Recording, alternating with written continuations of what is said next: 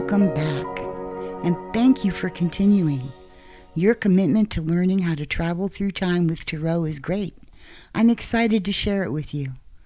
So let's take a big breath through the nose and release it through your mouth.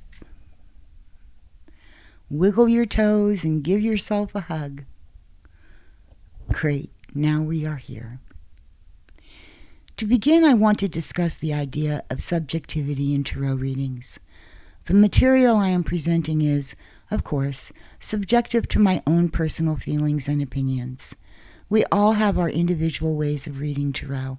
I am sharing how I read tarot and built a successful practice over 30 years. To clarify, one of the reasons I have retained clients since the beginning, some even referring their daughters to me, is because tarot is not my only tool. I don't even use tarot in my title, Psychic Astrologer. I use several tools, including astrology, numerology, tarot, pendulum, channeling, the Ascended Masters, clairvoyance, and empathy. When I read for someone, I first review their chart and determine what they are experiencing. This tells me what we are dealing with and sometimes even indicates the probable outcome. Then I turn to tarot to answer my client's questions.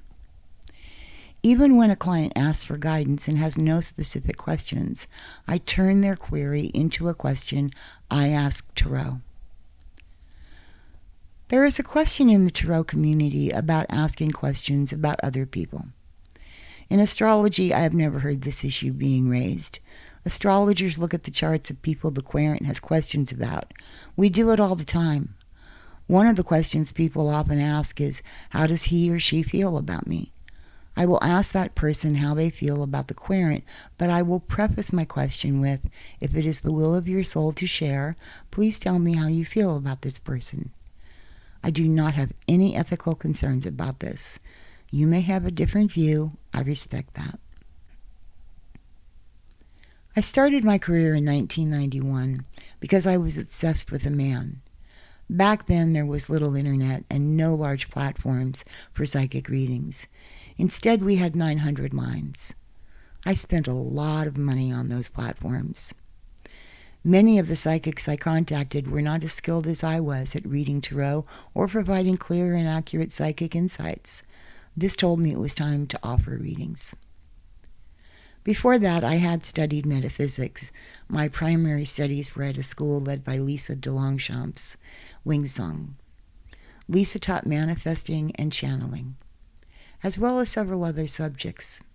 She was an incredible channeler and worked with the Ascended Masters.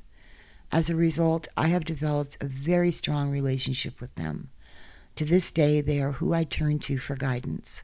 I have no interest in talking to other spirits. After all, they are simply dead people.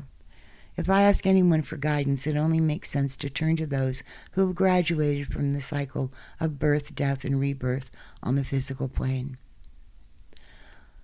While calling the 900 lines, I connected with a tarot reader who had a unique way of reading tarot. She utilized a system she had developed and tested over the years, converting the cards into sentences, words, or phrases.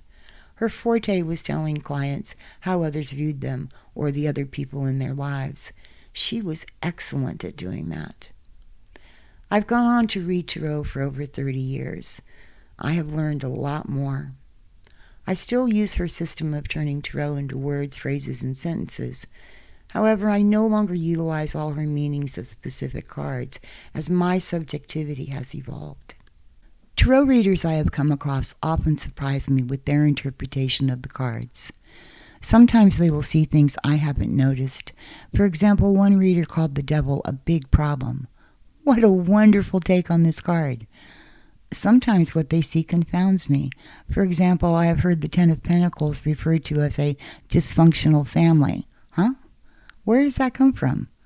There is no indication of dysfunction that I can see. Upon contemplation, I realized that this interpretation was based on the reader's subjectivity, rather than the actual picture and its symbolism. Perhaps the reader's view of families and children is not so favorable. Therefore, for her, the Ten of Pentacles is a card that describes a dysfunctional family, as her subjective view of families influences her interpretation of the card. For me, the card means so much more. This card depicts a family scene with an elderly man, likely a grandfather, as the central figure. He represents the culmination of a successful life through years of hard work and dedication. This card symbolizes material wealth, status, and the rewards of a life well lived. But there's a lot more to unpack. The card contains hidden references to the Hermetic Order of the Golden Dawn. The elderly figure may represent a co-founder or more probably A.E. Waite himself. His initials are found on the man's chair.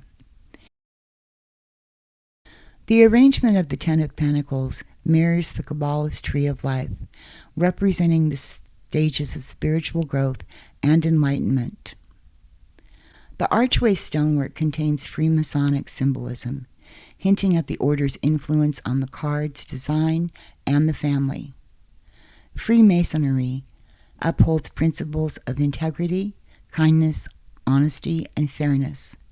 Members are encouraged to practice charity and extend care beyond their fraternity, contributing to the broader community through generosity and volunteer service. The checkered pattern directly references Freemasonry and carries deep meaning within and beyond ritualistic contexts. Its black and white squares symbolize dualistic cosmology, representing the coexistence of good and evil in human life. The mosaic pattern is a long-standing emblem of the order. The scales in this stonework above the elder man represent justice and the earned nature of the old man's success. The tower carved in the stonework, reminiscent of the Tower card, symbolizes past struggles and challenges overcome. The castle, also intricately carved into the stonework, holds much symbolic significance. In an esoteric context, castles symbolize spiritual fortification, inner strength, and the quest for higher wisdom. They represent the soul's journey toward enlightenment, often signifying a protected inner sanctuary where divine knowledge and truth reside. Castles are often seen as repositories of ancient wisdom, hidden truths, or spiritual secrets that require initiation to access. The castle can signify divine authority, spiritual kingship, or the connection between the initiate and the higher realms. In alchemy and mysticism, the inner castle is sometimes used as a metaphor for self-realization, where one must navigate through different chambers of the self to attain the ultimate truth. The arch, a common architectural element, carries significant symbolic meaning across various cultures. Arches are often associated with triumph and victory, exemplified by iconic structures such as the Roman arches and the Arc de Triomphe in Paris, France. Passing through an arch is a symbolic act of renewal, marking the departure from the past. It represents a transition into a new phase of life. Arches frequently mark entrances to sacred spaces, signifying a transition from the mundane to the divine. Essentially, the arch symbolizes physical and spiritual passage, representing victory, rebirth, and access to something greater. It's essential to consider the relationship between the different figures on the card and the arch. The woman appears to be the only one completely on the other side. The man seems to be standing directly under it. Which way will he turn? The dogs in their position symbolize unconditional love, loyalty, and family devotion, and the enduring connection between generations. The dogs look towards the older man. They know he is the boss. Despite their age difference, the elder and the child share an interest in the dogs, both of whom are petting them, reminding us that children, adults, and all humans share common interests. The dogs act as a medium between the old man and the child, mirroring the concept of intermediaries in spiritual communication. Their color, white, indicates that they are pure. Grapes have been a powerful symbol across cultures and time, representing themes of abundance, transformation, divine connection, and the cyclical nature of life. Grapes, often growing in large, lush clusters, symbolize fertility, prosperity, and wealth. Grapes undergo a significant transformation from fruit to wine, symbolizing change, alchemy, and sacrifice. In winemaking, grapes must be crushed and fermented to become something new, mirroring spiritual or personal metamorphosis. Grapes often represent spiritual growth and divine blessing in biblical and mystical traditions. For example, the grapevine image in Christianity signifies the connection between humanity and the divine, as seen in Jesus' words, "I am the vine, you are the branches." This speaks to unity, nourishment, and faith. The headband worn by the woman is an emblem of success. Because it is made of flowers, it signifies her connection to the natural world. Headbands often symbolize control over the mind. The elder's robes tell us that he is protected. They also contain 2 triple crosses, which are upside down but present next to the dog and the sleeve. The Triple Cross holds deep esoteric and spiritual significance across various traditions. Its symbolism varies depending on the context. Often associated with the Papal Cross, the Triple Cross represents the threefold authority of the Pope: Supreme Leader, doctrine; Supreme Legislator, law; and Supreme Judge, judgment. It can also symbolize the Holy Trinity, Father, Son, and Holy Spirit. In alchemy, the Triple Cross can represent the 3 stages of spiritual development. In Hermeticism, the Triple Cross signifies the union of body, mind, and spirit, or the alignment of human will and divine will. In some Masonic and Templar traditions, the Triple Cross also symbolizes the degrees of initiation, or the mastery of esoteric knowledge. It also signifies a balance between the material and spiritual realms. The Triple Cross is a powerful emblem of higher wisdom, divine authority, and the transformative journey toward enlightenment. However, in this case, they are upside down. Just as an upright Triple Cross can represent divine authority, for example, the Pope's power or the Holy Trinity, an inverted version may symbolize the rejection, corruption, or reversal of spiritual hierarchy. It could signify subversion of traditional doctrine or an alternative spiritual path that challenges mainstream beliefs. There is a possibility of misinterpretation. Some may perceive an inverted Triple Cross as anti-Christian, but this is not always the case. While certain groups might use it to express opposition to the Church, in deeper esoteric thought, inversion does not always mean negation. It can simply signify transformation or revelation. We must remember that A.E. Waite and Pamela Colman Smith were members of the Golden Dawn. The Hermetic Order of the Golden Dawn was a melting pot of alchemy, Christian mysticism, Kabbalah, Egyptian magic, Freemasonry, and Eastern traditions. Their goal was spiritual enlightenment and personal transformation through ceremonial magic, meditation, and esoteric knowledge. Rather than aligning with a single religion, the Golden Dawn sought to unite multiple mystical traditions into a unified system that allowed initiates to achieve gnosis, divine knowledge, self-mastery, and unity with the divine. Therefore, when a card incorporates a wealth of spiritual symbolism, as the Ten of Pentacles does, that symbolism is best observed. In fact, there is more. The stonework, the dress, and the elder's cloak show a black and red pattern. Once again, this may refer to the Freemasons, although I have not found any specific references to these color patterns in the tartans used by the Freemasons. I do not leave any pattern unnoticed, and because this one is drawn as part of the Triple Cross, I suspect Pamela Coleman Smith had a plan.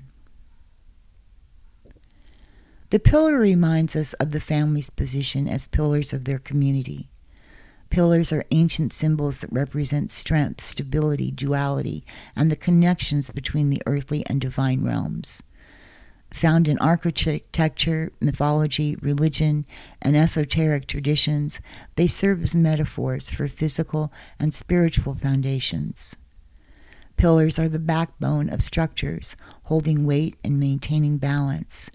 Because of this, they symbolize endurance, steadfastness, and reliability. In human terms, they represent leadership, responsibility, and unshakable moral character. Many ancient civilizations erected pillars as monuments to commemorate events, rulers, or divine interventions. They serve as timeless markers of achievement, reminding future generations of their significance. The colors red, orange, and blue play big roles in the card. Red signifies action and passion, while blue signifies truth and clarity. Orange symbolizes how individuals interact with the external world, focusing on physical needs and desires, as well as the means to fulfill them. It embodies the drive for external fulfillment, reflecting the individual's pursuit of material satisfaction and professional success. The child's white shoes refers to his grounded purity. The yellow in this card tells us that the mind is not unused in the family's dynamics.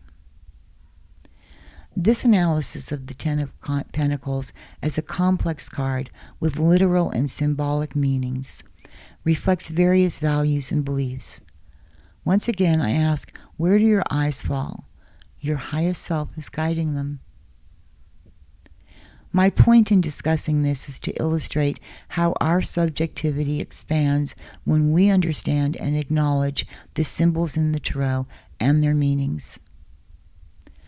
But what do you do with this expanded subjectivity?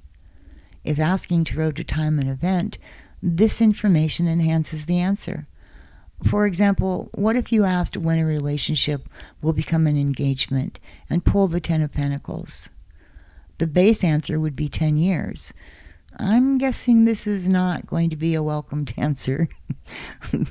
The Ten of Pentacles also explains why. The extended family or the potential fiancé is concerned with continued success in business or career.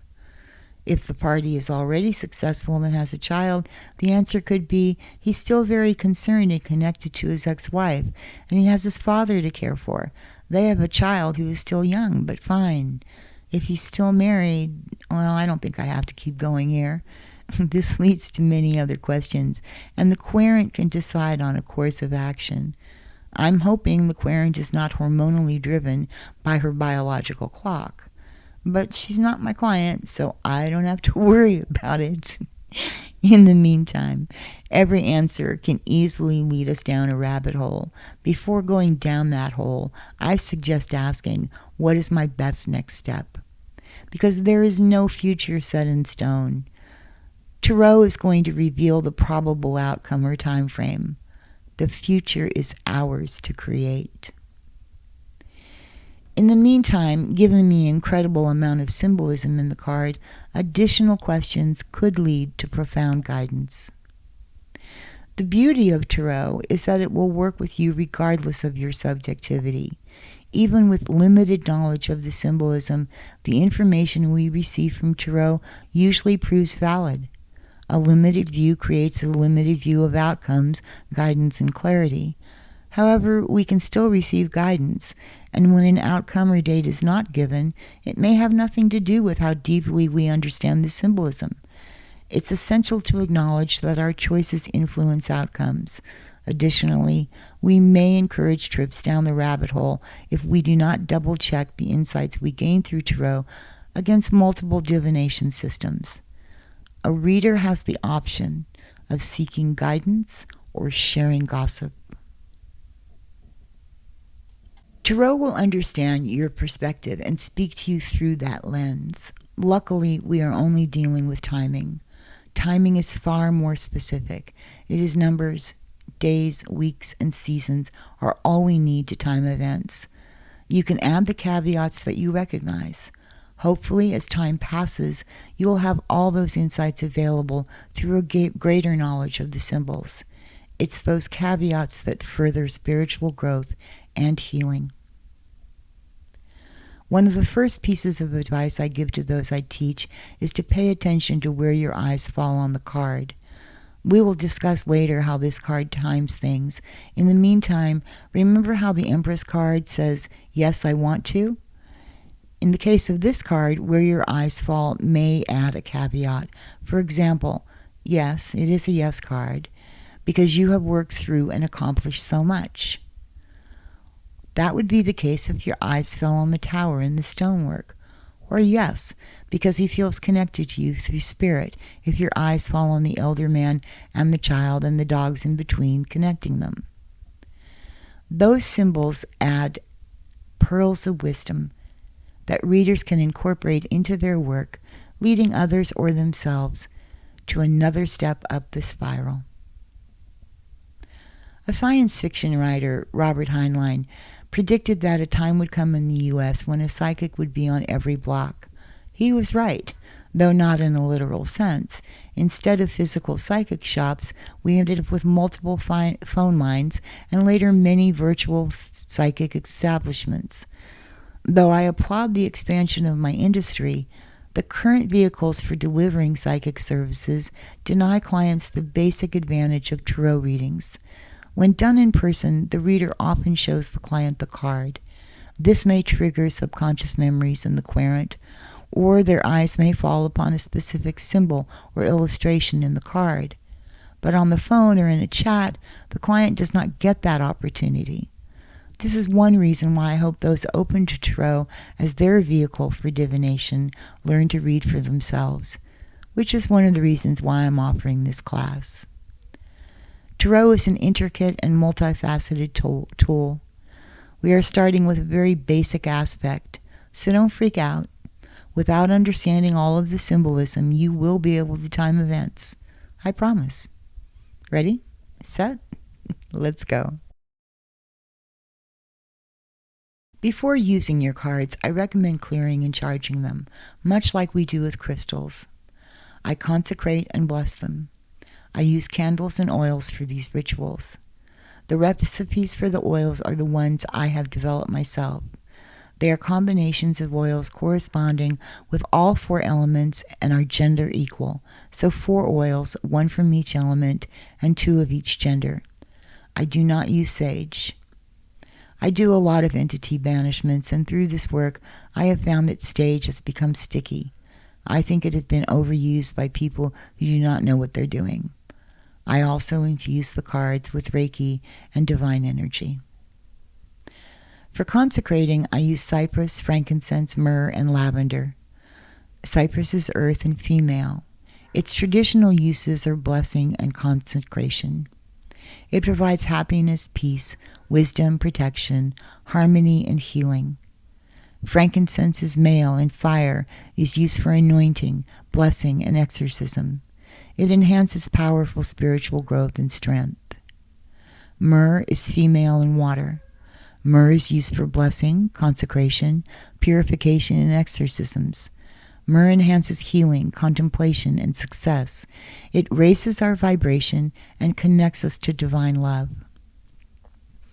Lavender is male and air, used for purification, harmony, anointing, expanding awareness, business, and enhancing the conscious mind. For blessing, I use cypress, lavender, rosemary, and rose. Rosemary is male and fire. It is used for banishing, cleansing, exorcism, purification, and luck. Rose is female and water, traditionally used for anointing, balancing, healing, love, protection, and clairvoyance. On a Sunday or Monday, during a sun or moon hour, I anoint 3 candles, white, black, and blue, with the oils I've prepared, and then light them. I pass the deck through the smoke and speak the following. I demand and command through the presence of I am that these cards be consecrated, blessed, and cleared of all negative energy, remaining protected for all time. Furthermore, I command that these cards be a vehicle for divine truth, light, and love. I give thanks, for it is done. I then let the cards sit with the candles until the candles burn down completely.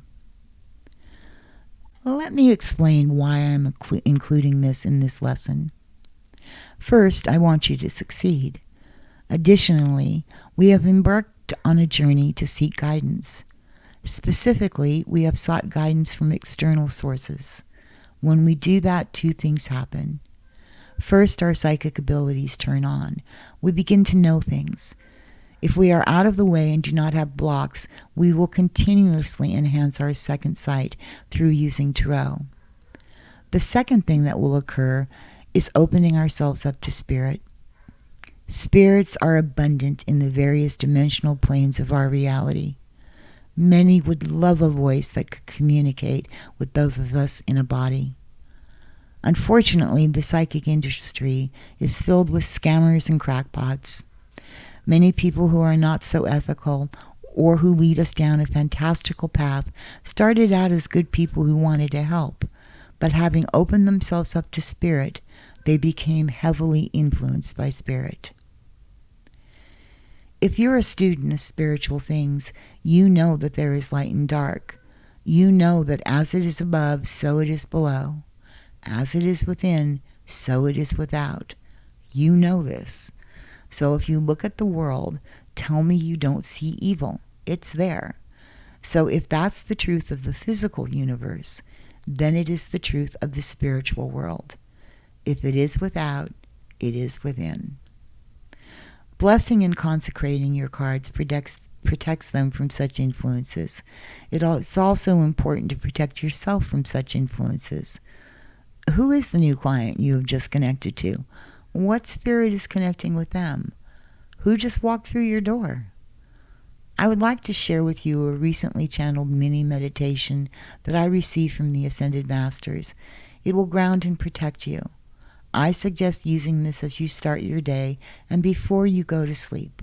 I do. Exhale completely. Now take a deep breath through your nose and release it through your mouth. Do this again. Imagine yourself within a diamond, your crystal wings apparent. See your wings expand as golden light streams from the heavens into your crown chakra. A green light shines into the point at the bottom, grounding you to the planet. See the golden light flow down your spine through your chakras, cleansing, healing, and opening them. With this vision intact and breath taken, speak. As it is above, so it is below. As it is within, so it is without. I am a crystal winged being of radiant white fire. The golden light of the divine flows through me. I stand upon this ground, my connection secure. I demand and command through the presence of I am, that I, a spirit in perfect time, decree this change. My misbeliefs are rewritten. I call upon the violet flame of love and transformation to complete this work, transforming all into love and light. I give thanks, for it is done. It is done. It is done. Now see a pink light within your heart while you yourself are standing in the violet light of the violet flame. See that light expand, filling your aura, surrounding you, allowing the healing lights to create peace within you. You are now protected and grounded. When the phone rings, a chat opens, or a client is about to enter your space, you can see the diamond around you to reinforce the protection. I know this is necessary in part because I recently discovered how I was influenced by spirit in a way I was not aware of. I have felt secure because I only speak to the ascended masters. I figured I was safe. Then a friend of mine offered me her new service. Part of the service included a scan for etheric tags. Etheric tags are spiritual tags placed on our energetic bodies by spirits who wish to monitor and impede our growth. I have heard psychics and tarot readers state that spirit do not influence them. I'm sorry, but this is just bullshit. It truly is. We are all influenced by spirit and our own subconscious for that matter. After discovering the tags and their removal, my situation changed dramatically. I have worked with my friend to uncover things for many of my clients. We have found etheric tags, attached entities, and portals in their homes. We will look at these in future classes. In the meantime, you may be wondering why I didn't know about this earlier. So did I. I asked, why has this gone unnoticed for so long? Guidance said you never asked, but you weren't ready for the answer. This brings us back to the note from the first lesson. Accurate readings depend on the right questions. Now that we have identified some issues that prevent us from obtaining accurate answers and found solutions to those problems, let's discuss how to time events. There are 2 systems to choose from. I will go over each one. Regardless of which one you use, there are 2 things that you need to do before you go on to get answers. First, set your intention. Simply speak the intention out loud, as speaking it out loud empowers it. Second, shuffle the deck. Our hands are conduits for spiritual energy. By shuffling the deck, we are infusing it with energy. You will want to shuffle from your projective hand to your receptive hand. To determine your projective hand, interlace your fingers. The thumb that ends up on top indicates your projective hand. While you shuffle, ask the question in your mind. Express gratitude for the answer, which tells guidance that the answer is yours. Let's begin with how to utilize the first system. Pull your first card. This will give the basic time frame. Another thing can happen when you ask Tarot for a time is that the card may be reversed. I take this to mean there are blocks in place that must be worked through for something to happen. Your interpretation of the card and subjectivity play a significant role here. If the first card is from the major arcana, there are 12 that refer to specific astrological signs and therefore the corresponding dates. We will fine-tune this and determine specific dates later. This and other tables are included in the worksheet. Here is the list.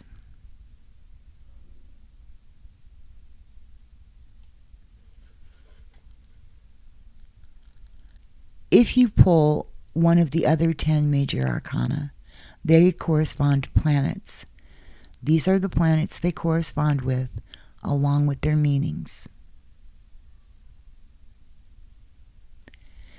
You can see that some of these cards can also represent a specific day or hour. This is something you can use after you have determined specific weeks. This can also be used for questions about things you are confident will happen soon or during a specific period. The latter is especially helpful when asking, what is the best hour for me to? If a specific day is unknown, start with the day first and then find the hour. You can calculate the planetary hour if you know how, or to determine when the planetary hour is, go to another option for Windows system users is to download the software I have used for decades, Lunabar. You can get it here.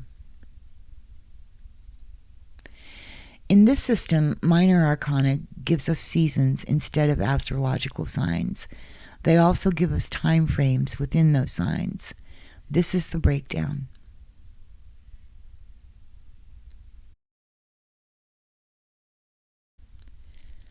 When asked, will I get a job, you pull 5 of Cups. Using the seasons correspondence, a job comes after June 21st.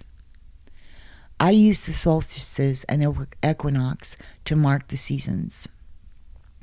Spring starts between March 20th and 22nd. Summer starts between June 20th and 22nd. Fall starts between September 20th and 22nd. And winter starts between December 20th and 22nd.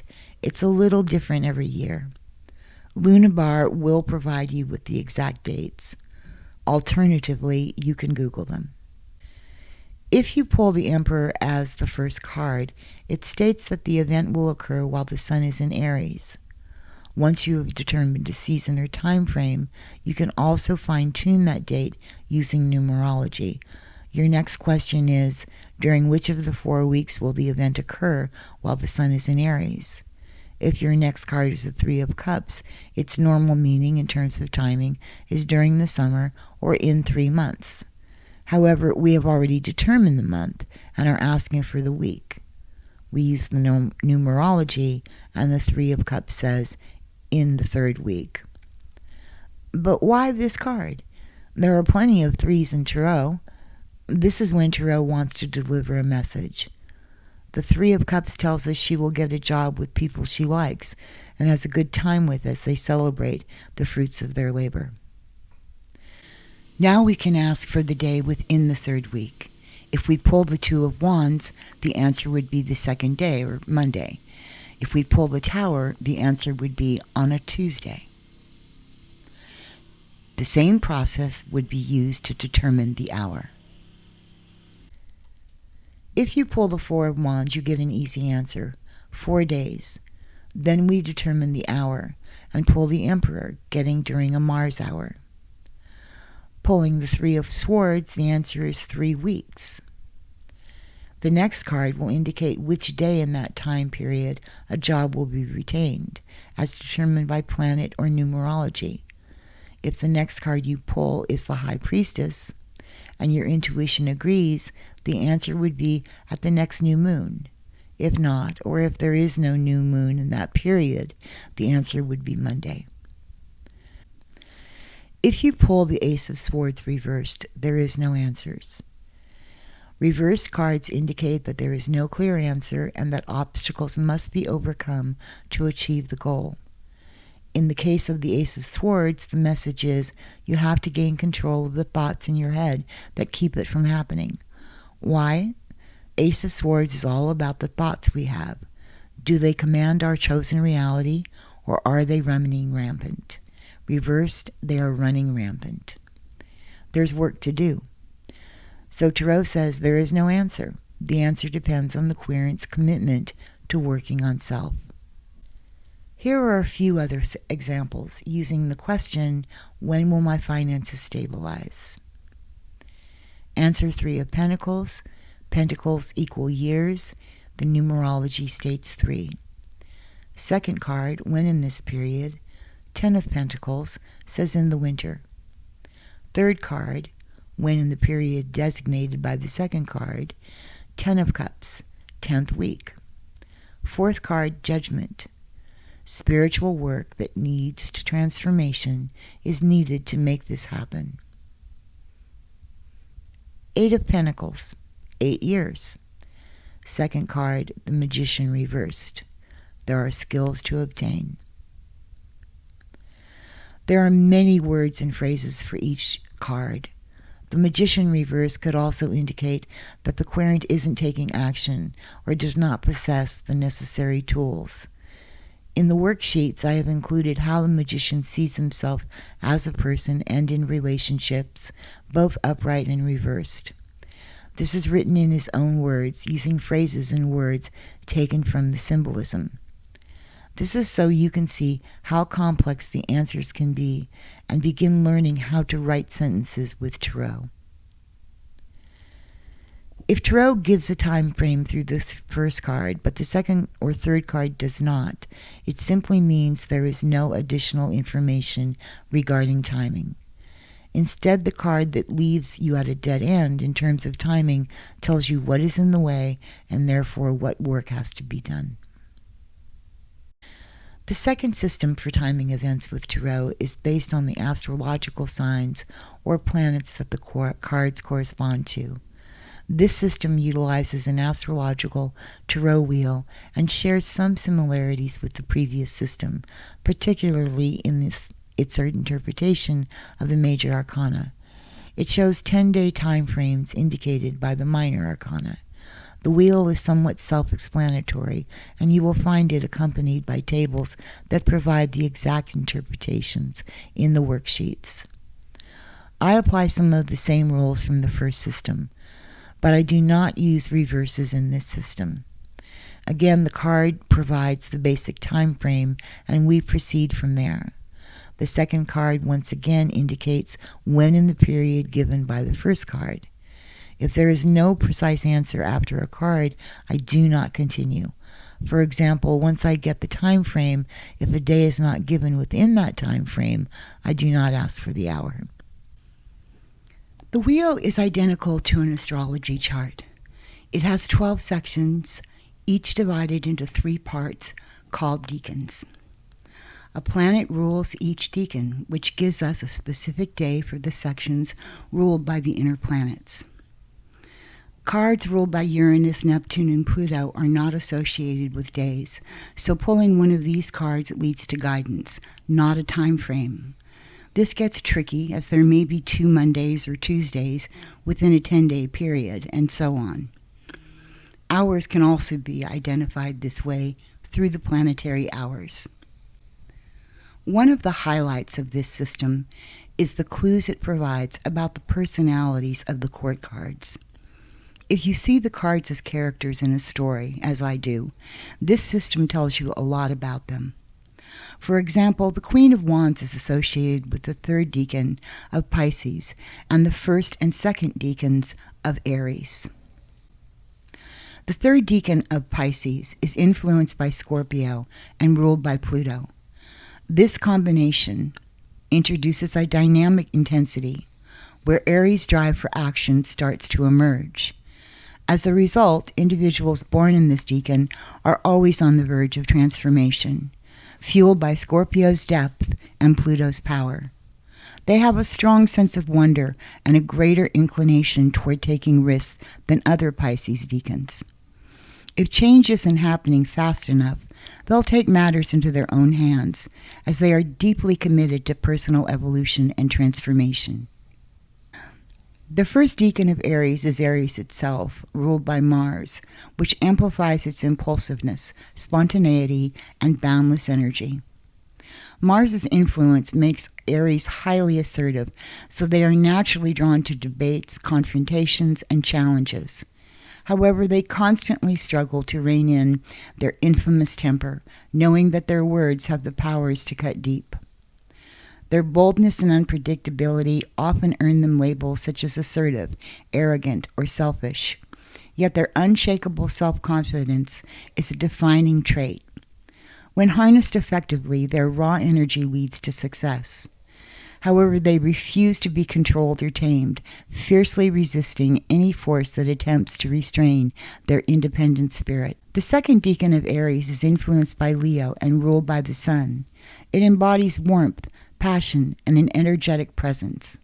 These individuals naturally stand out, radiating confidence and charisma. Their desire for harmony in life is strong as they strive to maintain balance. Notably, this decan is often called the week of the star, highlighting their natural leadership qualities. Since the Sun represents the will and main identity, Aries individuals may sometimes exhibit more self-centered tendencies. They prioritize their own desires and struggle to accept differing perspectives. Their innate sense of independence and authority makes it difficult to tolerate being told what to do. On the positive side, their leadership skills and moral compass often shape them into principled individuals.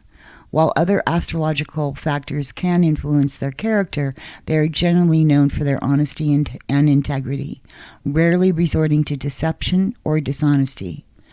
They have a strong sense of justice and a clear understanding of right and wrong. This information certainly provides valuable insights into the personality of the Queen of Wands. Adding other symbolic clues to the card creates a well-rounded story of her identity. The same is true for all court cards except the pages. The pages are connected to the aces. The aces and pages share a unique relationship in tarot systems. The aces represent the pure essence or root energy of their respective elements, wands, cups, swords, and pentacles, while the pages act as their physical manifestation or vehicle in the material world. The ace is like a seed containing its suit's raw, undirected potential. The page takes that energy and grounds it into reality, giving it form and direction. Thus, whenever an ace appears in a tarot reading, it signals the beginning of something powerful, but still in its early stages, while the presence of the page indicates that this energy is actively manifesting or taking shape in the world.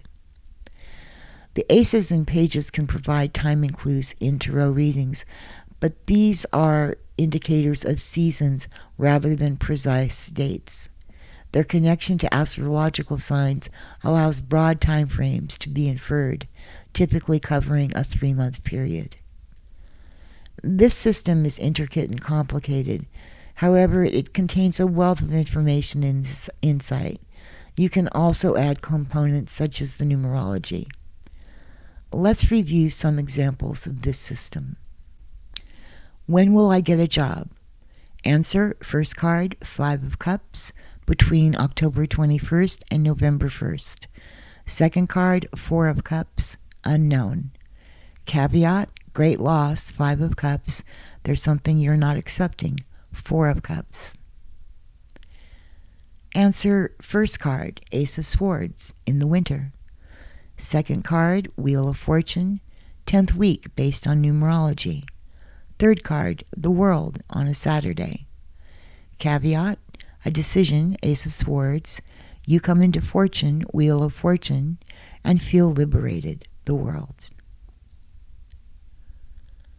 When will I meet someone to date? Answer, first card, 3 of Pentacles, between January 1st and 11th. Second card, to clarify when in the 10-day period, 10 of Pentacles, on a Friday, based on the planet. Third card, to clarify the hour, 10 of Cups, unknown, transformation necessary, based on the planet. Caveat, talking with others, 3 of Pentacles, with an established group or family gathering, 10 of Pentacles, your dreams are fulfilled, 10 of Cups. This system may seem daunting, but it is simply a matter of referencing the provided tables.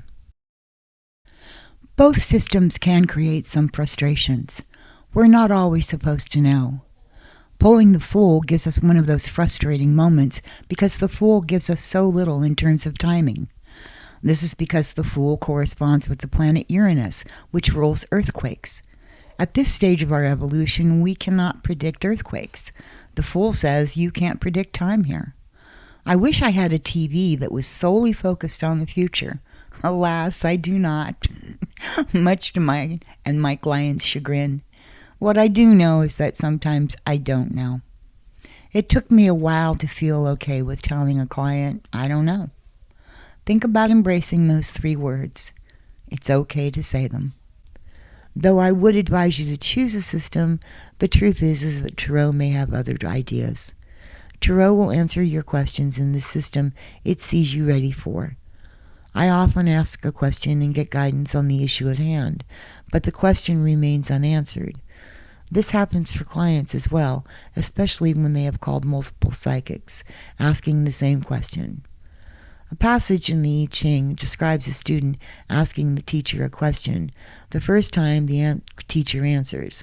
The second time, though a bit perturbed, the teacher answers the question. The third time, the teacher sends the student away. You may not always know what your client has done before working with her. Tarot will use the system and give answers that align with her spiritual growth. It may not always be appropriate to share specific dates. We must allow for free will. Free will often means choosing to learn specific lessons, working through specific karma, or heal specific wounds to achieve our goals. At times, our goals are not in alignment with this. We have all obsessed over a specific outcome when that outcome is not in our highest good. When asking Tarot a question addressing an issue we have to work on, Tarot may choose to give us guidance, not facts.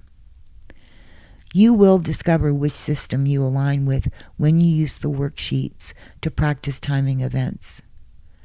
Your intuition and discernment are always necessary when providing answers, even when we are just providing dates. Checking your answers against the astrological influence is helpful. Astrology always trumps numerology, so I don't recommend numerology as the first choice without the insights given by astrology. If you're not ready for that, I recommend using a pendulum. If you use a pendulum, ensure the chain is silver and the crystal is associated with the sixth chakra.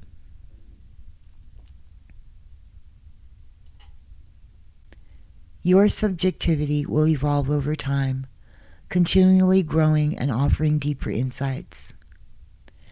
Preparing yourself and your cards enhances your ability to provide and receive accurate answers.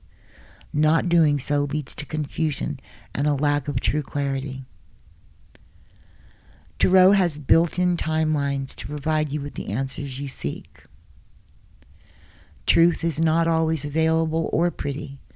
However, truth or a lack of answers leads to expanded possibilities and opportunities. Tarot is a powerful tool that adapts to your subjectivity and expands your understanding. As you practice timing events, remember to protect and ground yourself, safeguard your tools, and continually deepen your understanding of symbolism.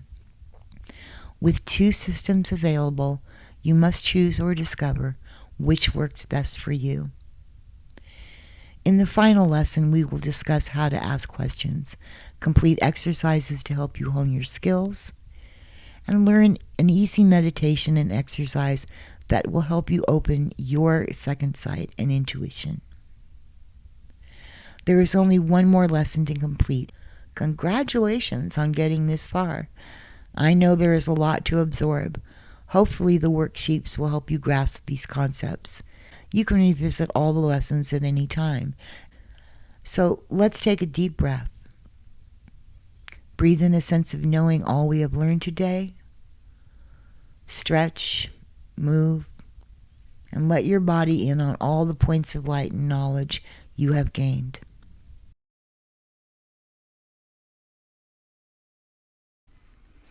We will also ensure nothing is in the way of you using this knowledge. I will help you clear some of the mind's naysayers through a quick fix. Work with me here to begin silencing those voices that do not support your power to obtain prophetic knowledge. Before we start, let me warn you. You may be hesitant when you speak these words. The first time I did this, I thought, I'm not willing to experience this, but I was. Every thought, concept, thing, and feeling is energy. When we acknowledge that, we see it for what it is. We wouldn't be experiencing it if we hadn't chosen to at some point. By recognizing it as energy and our choice to experience it, we can choose to let it go. Let's do this, and you'll see what I'm discussing. Take a deep breath through your nose and release it slowly. Pay attention to your feet, wiggle your toes. Take another deep breath, releasing it slowly. Now repeat after me. This not knowing. This energy of not knowing. This pure energy of not knowing. This pure energy of not knowing is not personal. This pure energy of not knowing is not personal. This pure energy of not knowing is not personal, and I am willing to experience it.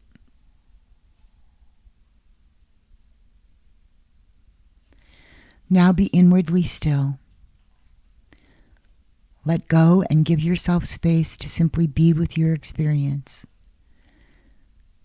If emotion, physical sensation, or thought arises, simply be still and allow the process to unfold until you feel a natural completion.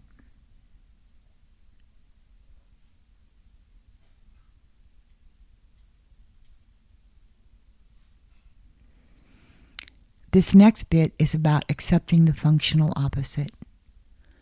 Repeat after me. This clarity. This energy of clarity. This pure energy of clarity. This pure energy of clarity is not personal. This pure energy of clarity is not personal.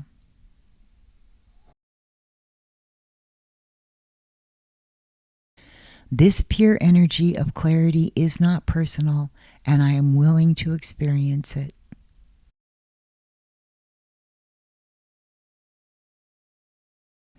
Again, be inwardly still. Let go and give yourself space to simply be with your experience.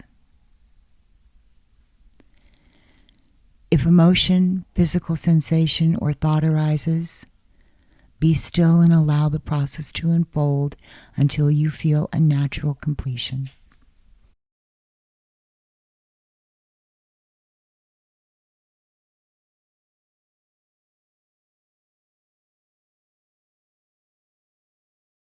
This exercise can be used for anything: emotional patterns, money, relationship issues, etc. It's a game changer. Once again, thank you. I'll see you in the next lesson. Many blessings.